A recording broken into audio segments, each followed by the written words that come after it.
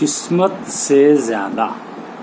मैं प्रोफेसर अग्रवाल आज इस टॉपिक पर थोड़ा सा बताऊंगा कि किस्मत से ज़्यादा का मतलब क्या है। वो कहते हैं कि वक्त से पहले और किस्मत से ज़्यादा कभी नहीं मिलता।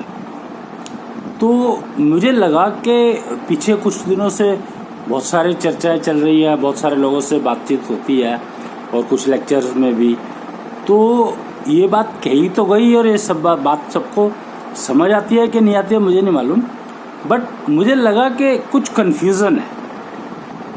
किस्मत से ज़्यादा शब्द को या वाक्य को समझना बहुत ज़रूरी हो गया है। तो मुझे लगा कि आज चलो एक वीडियो बनाया जाए जिसमें मैं थोड़ा सा इस वाक्य को एक्सप्लेन करूं कि टेक्निकल एंगल से कि किस्मत से ज़्यादा का मतलब क्या है। तो यहाँ पर बहुत ही इम्पोर्टेंट समझने वाली बात यह है कि मान लो मेरी किस्मत में लिखा था कि ये लॉटरी लगेगी और मुझे समझ में आ गया और मैंने लॉटरी ले ली। लॉटरी की टिकट ले ली और अब क्योंकि मेरी किस्मत में लिखी थी और मुझे समझ में आ गया था या मुझे किसी ने समझा दिया कि भैया तेरी लॉटरी लग सकती है, तो लॉटरी ले ले, तो मैंने ली और मेरी लॉटरी लग गई। उसमें मुझे मान लो क्या वो लॉटरी 1 करोड़ की थी, 1 करोड़ की लॉटरी लग गई मेरे को। अब मैं क्या करूं? अब जो है, अब ये मेरे को किस्मत से ज़्यादा तो मिला नहीं, एक्चुअली तो जो मेरी किस्मत में था वो मिला मुझे। पर यहाँ पर जो समझने वाली बात ये है कि वो जो मेरे को किस्मत से भी मिला और उसको हम किस्मत से ज़्यादा कहते हैं, क्योंकि आपको अगर मेरे को पता है कि मेरी ये लॉटरी लगेगी या मेरे को किसी ने समझाया उसको पता है, पर बाकी दुनिया को तो नहीं पता। बाकी दुनिया तो यही कहेगी कि अरे वाह देख किसको किस्मत से ज़्यादा मिल गया। लोग कहते हैं किस्मत से ज़्यादा मिलता नहीं है, पर ऐसा नहीं है, मिला उसको वही है जो उसकी किस्मत में था। अब यहाँ पर गेम क्या है? अब यहाँ पर गेम ये है कि वो 1 करोड़ रुपया मेरी किस्मत में तो था, पर क्या मुझे ज़रूरत है? अब यहाँ पर ज़रूरत की बात आ गई। कहते हैं कि पैसा तो हर समय चाहिए, एग्रीड, पर पैसा अगर आपको हर समय चाहिए तो अब आपको 1 करोड़ मिला तो उसका कुछ तो करोगे आप। क्या करोगे? ये तो है नहीं कि आप वो 1 करोड़ मिल गया तो उसके बाद आप बाकी सारे काम बंद कर दोगे और उस 1 करोड़ रुपए का को यूज़ करके और अपना जीवन यापन कर दोगे। वो भी कर सकते हो। क्या क्या संभावनाएं हैं, चलो हम आज अब ये देख लेते हैं कि क्या क्या संभावनाएं हैं।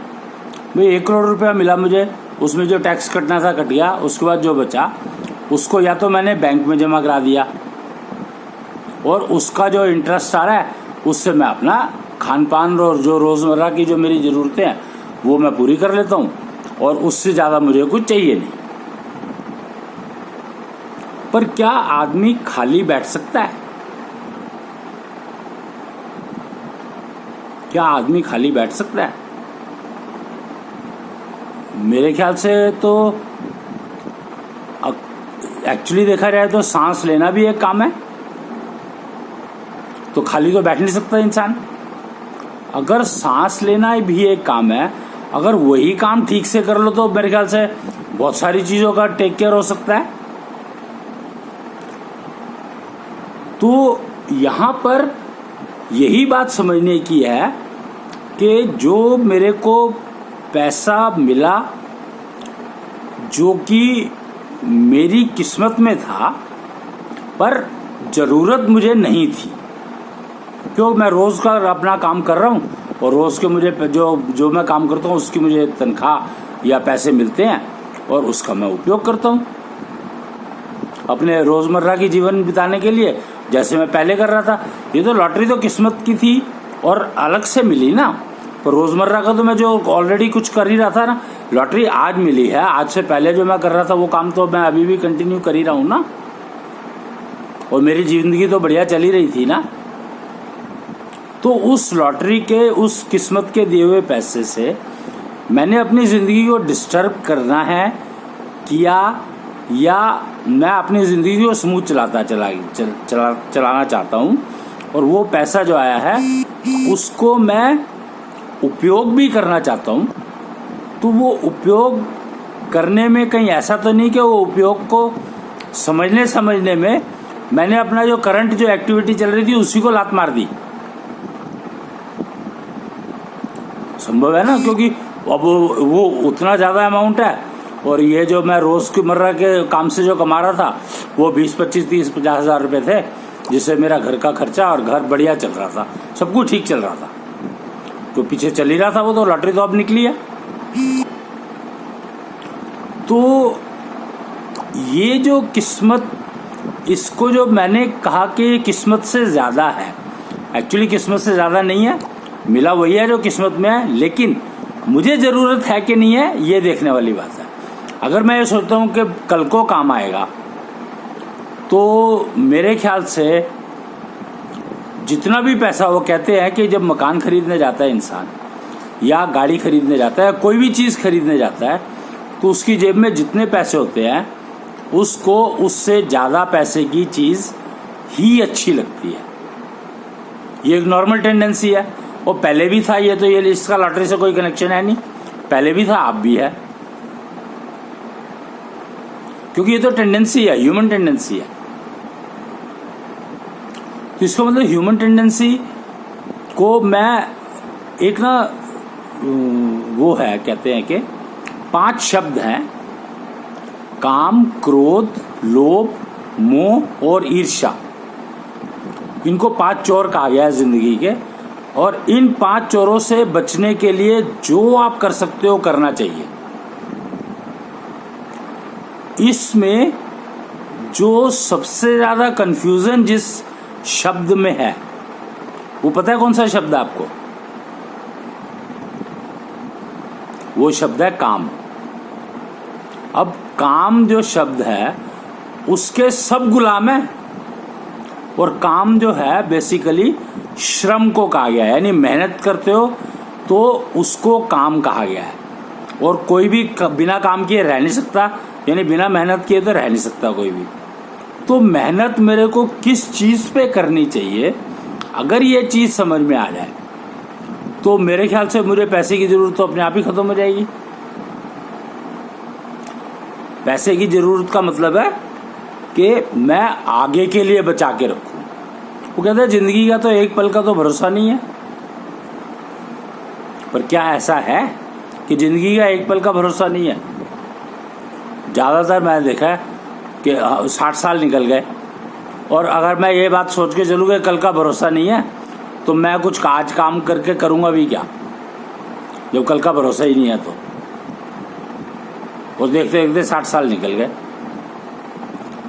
तो नियम ये है, प्रकृति का नियम है कि भैया तू काम करे जा, जिस दिन जिंदगी ने बंद होना वो हो ही जाएगी।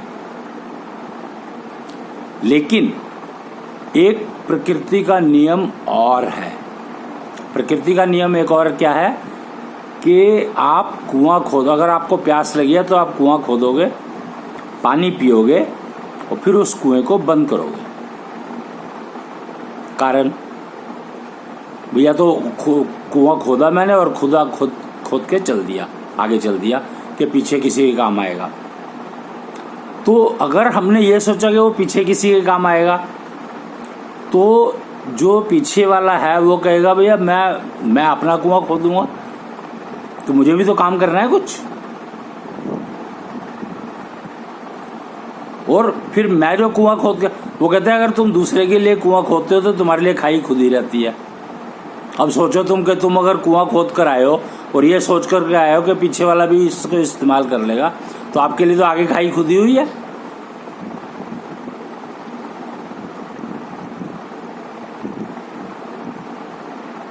तो प्रकृति के नियमों को समझना इटसेल्फ इज ए मेहनत। और प्रकृति के नियम समझे बिना तो गुजारा है नहीं।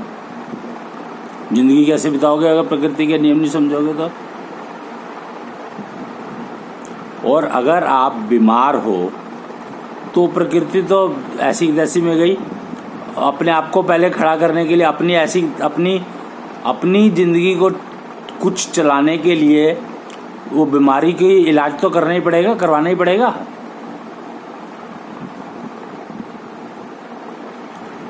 अब बीमारी का इलाज, अब लोगों के पास जाओगे तो लोग एक्सपेरिमेंट करेंगे, लोगों के पास जाओगे तो लोग एक्सपेरिमेंट करेंगे ना। उनको क्या पता कि आप अपनी बीमारी को कन्वे कर पा रहे हो। मेरे पेट में दर्द हो रहा था, मैं डॉक्टर के पास गया, मैंने कहा डॉक्टर साहब पेट में दर्द हो रहा है। अब डॉक्टर कहता है कि चलो ये टेस्ट करा लो, उसने 20 टेस्ट लिख दिए। मैं गया, अपना खून दिया और जो कुछ भी वो टेस्ट के लिए मांगा उन्होंने वो सब कुछ दिया, उन्होंने टेस्ट किया और वो सब कुछ क्लियर आया। मेरे साथ अब ये भी हुआ ही है कि मेरा हीमोग्लोबिन बहुत कम हो गया। अब हीमोग्लोबिन कम होने के लिए डॉक्टर की टीम थी, करीब 30-40 डॉक्टर रहे होंगे, सारे एक एक करके आते थे, डाइटिशियन भी, ये भी सारे करके, बहुत अच्छे डॉक्टर थे। बहुत प्यार से पूछा उन्होंने कि सर आपका ब्लड लॉस हो रहा है, ब्लड लॉस कहाँ हो रहा है, हम ये जानना चाहते हैं। उसके लिए उन्होंने बहुत सारे टेस्ट किए, टेस्ट तकरीबन सारे क्लियर आए। हीमोग्लोबिन कम हो रहा है वो तो दिख ही रहा है, और ब्लड ट्रांसफ्यूजन करना पड़ेगा, वो ब्लड ट्रांसफ्यूजन किया गया। लेकिन हीमोग्लोबिन कम क्यों हुआ इसका कोई रीज़न दिखाई दे नहीं रहा। क्यों? क्योंकि ब्लड लॉस तो कहीं हो ही नहीं रहा, ब्लड लॉस का कोई रास्ता नहीं है और हीमोग्लोबिन कम हो रहा है। हीमोग्लोबिन क्या कम हो रहा है? आरबीसी बनने बंद हो गए। हीमोग्लोबिन कम होने का मतलब आरबीसी वो है, बाकी डब्ल्यूबीसी वगैरह हर काउंट सारी चीज़ें ठीक है, लीवर ठीक है, हर ऑर्गन जो है तकरीबन ठीक है। तो फिर पता लगा कि कोई B12 विटामिन होता है वो थोड़ा सा कम है, तो चलो उसके इंजेक्शन लग गया और ब्लड ट्रांसफ्यूजन हो गया। अब वो ब्लड ट्रांसफ्यूजन तो हो गया, लेकिन ब्लड क्योंकि फॉरेन पार्टिकल है, अब उसको बॉडी में एडजस्ट होने के लिए कितना टाइम लगेगा और उसके लिए कितनी मेडिसिन खानी पड़ेगी, इसका कोई हिसाब किताब है नहीं। 6 महीने, 8 महीने, 1 साल, 1.5 साल, 2 साल, सिर्फ जो एक्सटर्नल ब्लड फीड किया गया है वो बॉडी में एडजस्ट हो जाए उसके लिए। तो अब वो डॉक्टर तो ये चाहते थे कि अभी मैं और एडमिट रहूं वहाँ पर, जिससे कि एक्सपेरिमेंट किए जा सके कि हीमोग्लोबिन कम होने का क्या कारण रहा होगा। यानी मेरी बॉडी एक एक्सपेरिमेंट का वो बन गई, टूल बन जाती। मैंने स्ट्रिक्टली मना कर दिया, मैंने कहा ना, अपनी बॉडी के ऊपर एक्सपेरिमेंट ही अगर करने हैं तो फिर मैं खुद करूँगा ना, मैं आपको क्यों दूँ अपनी बॉडी एक्सपेरिमेंट करने के लिए? आपसे ज़्यादा तो मैं अपनी बॉडी को मैं जानता हूँ ना, या मुझे जानना चाहिए, तो एक्सपेरिमेंट मैं करूँगा अपने ऊपर। मैं आपको अपनी बॉडी नहीं दूंगा एक्सपेरिमेंट करने के लिए, जितना करना था आपने कर लिया। और हम लोग घर आ गए, शिफ्ट कर गए वहाँ से। वो कोई वो होता है कि केस होता है, क्या कहते हैं पता नहीं उसको, कि अगेंस्ट मेडिकल एडवाइस हम लोग जा रहे हैं। पर मुझे पता है कि एक्सपेरिमेंट करने में मेरी बॉडी डिटीरियोरेट होगी, और मैं ऑलरेडी 60 इयर्स की ज़िंदगी बहुत बढ़िया जी चुका हूँ। एक बार भी कभी मुझे हॉस्पिटल जाने की ज़रूरत नहीं पड़ी। मेडिकल इंस्ट्रूमेंट्स का मैं एक्सपर्ट हूँ। बाई चांस मेरी डिग्री ऐसी है कि जिसने मुझे मेडिकल इंस्ट्रूमेंट्स का एक्सपर्ट बना दिया। तो एलोपैथी इतना बढ़िया सिस्टम होते हुए भी वो सिस्टम आज की तारीख में सफ़र कर रहा है, और पेशेंट्स जो हैं बेचारे, उनको और डॉक्टर्स को दोनों को ही कॉन्फिडेंस नहीं होता कि हम जो स्टेटमेंट कह रहे हैं वो स्टेटमेंट कितनी वैलिड होगी, क्योंकि वो सारी वैलिडिटी उस मशीन के प्रिंट आउट के ऊपर डिपेंड करती है। जो मशीन का प्रिंट आउट किसी भी हाल में उसकी रिलायबिलिटी, इवन मशीन मैन्युफैक्चरर कहता है जी इतनी टॉलरेंस है, इसमें इतनी टॉलरेंस संभव है, तो आप इसको अपने एक्सपीरियंस से वो करो। और डॉक्टर्स जो है उस मशीन की जो दी हुई रीडिंग्स हैं उसको पढ़ करके ही एस्टिमेट करते रहते हैं, और बेचारों के पास कोई टूल नहीं है, उनका डिजीज के ऊपर एक्सपीरियंस नहीं बढ़ रहा है, उनका एक्सपीरियंस मशीन यूज करने में बढ़ रहा है। तो मुझे लगा कि एक ना आजकल जो लेटेस्ट टेक्नोलॉजीज आई हैं कुछ, जो अभी एलोपैथी मेडिसिन वालों ने टेस्ट तो करी है, बहुत सारे डॉक्टर्स ने टेस्ट करी है और वो वर्केबल है, अच्छा काम करती है, बट अभी अडॉप्ट करने को कोई तैयार नहीं है उसको, जिसमें कि कोई एक्सपेरिमेंटेशन है ही नहीं, सेल्फ प्रूवन सिस्टम है। अब मुझे ये हैरानी होती है कि आजकल की जो पढ़ी लिखी कम्युनिटी है, जो प्रोफेशनल्स हैं, वो भी सेल्फ प्रूवन सिस्टम को एक्सेप्ट करने में डरते हैं। ये क्या कारण हुआ कि सेल्फ प्रूवन सिस्टम को एक्सेप्ट करने में क्या प्रॉब्लम है भाई? जो चीज तुम खुद टेस्ट कर सकते हो, तुम्हें किसी के रिकमेंडेशन की जरूरत नहीं है। जो अभी तक जो मेडिकल सिस्टम चल रहे थे, जितने भी मेडिकल इंस्ट्रूमेंटेशन चल रही है, बन रही है, उसमें आपको 36 तरह के लोगों से सर्टिफिकेशन चाहिए उसको यूज करने के लिए, और हर 6 महीने में वैलिडेट कराना पड़ता है। क्यों? क्योंकि पैरामीटर बदल जाते हैं, वातावरण जरा सा बदल गया, एरिया बदल गया तो पैरामीटर बदल गए, रीजन बदल गया तो पैरामीटर बदल गए, कम्युनिटी बदल गई तो पैरामीटर बदल गए, खान पान बदला तो पैरामीटर बदल गए। तो यूनिवर्सल है, हो ही नहीं सकते, जबकि उनको हम लोग यूनिवर्सल मशीन्स की तरह से यूज करते हैं। और सेल्फ प्रूवन तो वो किसी भी हालत में नहीं है। अब थर्मामीटर ने तो बुखार दिखा दिया, पर बुखार किस वजह से है वो तो नहीं बताया ना उसने, ना वो बता सकता, क्योंकि ऐसा कोई सिस्टम है ही नहीं, ना वो बुखार ठीक कर सकता। और सेल्फ प्रूवन सिस्टम में बहुत बढ़िया है कि भैया 5 तुमने लगाया, उसको टेस्ट किया अपने आप को, और तुम्हें लगा कि इंप्रूवमेंट हो गई, तो सेल्फ प्रूवन हो गया कि नहीं हो गया? तो सेल्फ प्रूवन सिस्टम को सोसाइटी क्यों एक्सेप्ट करने को तैयार नहीं हो रही है? तो it is precisely the lack of confidence which has got developed over a period of time. But do we have any other choice? No. We cannot remain dependent on things which may give. अभी क्या हुआ corona के उसमें की time, testing की time, और एक उन्होंने टेस्ट किया, अरे जो पॉजिटिव है उनको भी नेगेटिव दिखाया उसने, तो आप उस किट के ऊपर कैसे भरोसा कर लोगे? तो धीरे धीरे वो रिजेक्ट हो गई। अब सोचो कितना लॉस हुआ कि लाखों की तादाद में किट मंगाई गई और वो फेल हो गई, और उनको वापस भेजा, पेमेंट नहीं दी, वो सब झगड़े वाली बात, वो तो एक तरफ है, मैं उसकी बात ही नहीं कर रहा हूँ। मैं तो अभी सिर्फ टेक्निकल बात कर रहा हूँ कि अगर हम ऐसी किट्स यूज करेंगे तो कैसे काम चलेगा, या ऐसा सिस्टम यूज करेंगे, उसकी बजाय अगर हम सेल्फ प्रूवन सिस्टम जो है उनको यूज करना शुरू करें तो ज्यादा बेटर नहीं है क्या? आप ही बताओ। और जिन लोगों ने टेस्ट किया है, कम से कम वो तो आगे पब्लिक में बताएं जा करके कि भैया ये तो हमने टेस्ट किया, और आगे बता, वो कोई बताने को तैयार नहीं है। पता नहीं क्यों डिस्कशन में नहीं आते हैं ये टॉपिक्स।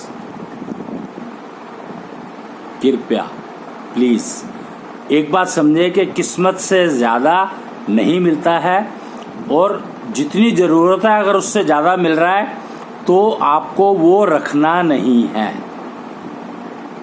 या इस तरीके से रखना है कि उसका उपयोग दूसरे कर पाए।